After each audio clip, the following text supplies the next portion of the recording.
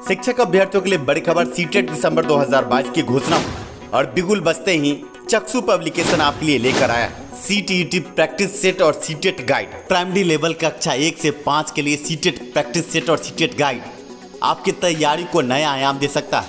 CTET 2022 का notification आपके screen पर। ऐसे में सीटेट प्रैक्टिस बुक और सीटेट गाइड कक्षा 1 से 5 के लिए नवीनतम पाठ्यक्रम पर आधारित स्टडी गाइड चक्षु पब्लिकेशन की बड़ी पेशकश। ऐसे में व्हाट्सएप नंबर आपके स्क्रीन पर है। इस नंबर पर व्हाट्सएप करके आप आकर्षक छूट भी पा सकते हैं पुस्तक की ऑनलाइन खरीद पर। चक्षु पब्लिकेशन आपके सुझाव के आधार पर पुस्तक को और बेहतर भी बनाता है। ऐसे में आपके स्क्रीन पर नंबर है और वीडियो के डिस्क्रिप्शन में गाइड और प्रैक्टिस सेट खरीदने के लिए लिंक भी दिया गया है। जल्द से जल्द चक्षु पब्लिकेशन की सीटेट प्रैक्टिस बुक और गाइड खरीद कर लग जाए सीटेट दिसंबर 2022 की तैयारी में।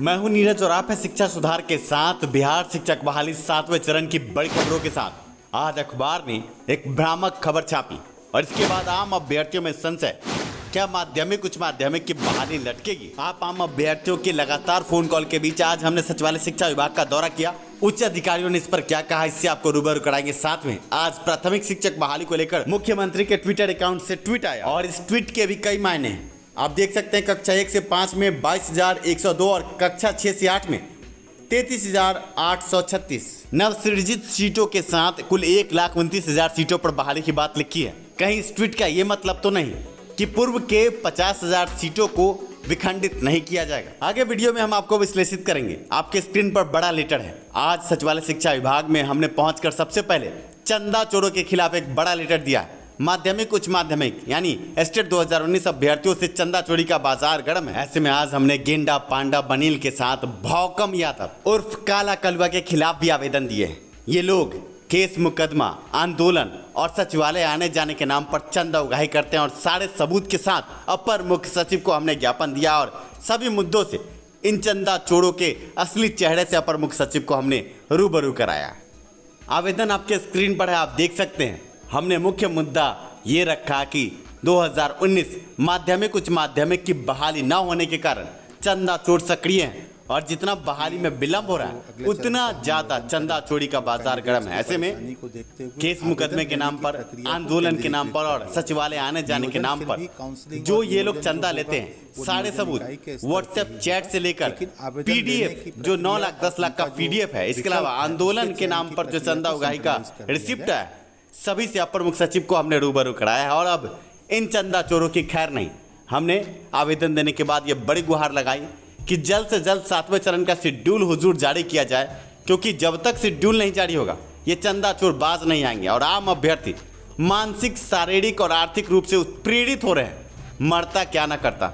ऐसे में हमने हाथ जोड़कर ये गुहार लगाई कि जल्द से जल्द 7वें चरण का शेड्यूल जारी किया जाए। अखबार की कटिंग को भी हमने प्रस्तुत किया। ऐसे में ये साफ लफ्जों में कहा गया कि जल्द ही शेड्यूल जारी होगा। अखबार की भ्रामक खबरों पर विश्वास न करें। जो भी होगा सचिवालय शिक्षा विभाग अपनी तरफ से कार्रवाई कर रहा है और जल्द ही शेड्यूल आपको देखने को मिलेगा। आपको बता दें कि वर्षा के खबर को लेकर जो भींगते हुए हम सचिवालय पहुंचे थे, उस भ्रम का पर्दाफाश शिक्षा सुधार ने किया। आपके स्क्रीन पर वो बड़ा लेटर है जो चंदा चोरों के खिलाफ हमने आज सचिवालय शिक्षा विभाग में दिया। आप देख सकते हैं 7वें चरण की माध्यमिक उच्च माध्यमिक शिक्षक बहाली में शिक्षा विभाग द्वारा बहाली में उदासीनता के कारण चंदा चोरों द्वारा अभ्यर्थियों का शोषण, लाखों की ठगी के संबंध में। ऐसे में आप देख सकते हैं कि चंदा उगाही के सबूत पर भी हमने चर्चा की है और गेंडा पांडा बनील के साथ भौकम यादव उर्फ कलवा जो सचिवालय जाने आने के नाम पर आम अभ्यर्थियों से चंदा मांगता है, ये सारे सबूत हमने शिक्षा विभाग को उपलब्ध कराए। अब इन चंदा चोरों की खैर नहीं, अभी भी समझ जाओ, नहीं तो आगे तुम पर आम अभ्यर्थी केस मुकदमा करेंगे, क्योंकि तुम बहाली फंसाने के लिए चंदा चोरी करते हो। ऐसे में मुख्यमंत्री के ट्वीट को भी आप देख लीजिए। साफ लफ्जों में लिखा है कि 1 से 5 में 22,102 और कक्षा 6 से 8 में 38,836 ये नवसृजित पद है और कुल 1,29,000 की बहाली की बात सरकार शिक्षा विभाग करती है। ऐसे में 50,000 जो पूर्व के पद है जो छठे चरण से आए हैं, क्या उनका विखंडन नहीं होगा? इस ट्वीट के संबंध में हमने वार्ता की और हमने गुहार लगाई कुल 1,29,000 सीटों का विखंडन किया जाए। मुख्यमंत्री के ट्वीट में दोनों सीटों को अलग अलग दिखाया गया है। पूर्व के सीटों को 1,29,000 कहा गया और नए सीटों को 1 से 5 में 22,102 और 6 से 8 में 33,836। ऐसे में क्या 50,000 सीटों का विखंडन नहीं हुआ? इस पर हमने गुहार लगाई कि इन सीटों का विखंडन होना चाहिए ताकि विभिन्न कोटि के अभ्यर्थियों को इसका लाभ मिल सके। और प्राथमिक शिक्षक बहाली के नेताओं से भी हम कहेंगे कि आप जाकर अपर मुख्य सचिव के साथ उच्च अधिकारियों से इस संबंध में आप भी गुहार लगाएं। अब बात करते हैं स्टेट उत्तीर्ण कंप्यूटर शिक्षक अभ्यर्थियों की।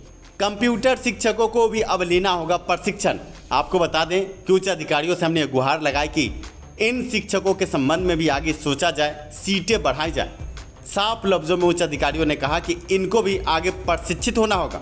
अगर ये कक्षा 1 से 5, 6 से 8 या कहीं अन्य भी अगर ये पदस्थापित कंप्यूटर शिक्षक के रूप में होना चाहते हैं तो 1 अप्रैल 2015 के बाद से अप्रशिक्षित शिक्षकों की बहाली पर रोक है। ऐसे में जिस तरह 2011-12 में स्टेट उत्तीर्ण अभ्यर्थियों को 7 साल का समय दिया गया प्रशिक्षण लेने के लिए, कंप्यूटर शिक्षकों को भी आगे प्रशिक्षण लेना होगा। ये थी आज सचिवालय के संबंध में बड़ी जानकारी। आज जो भी हुआ हमने आपको अवगत कराया।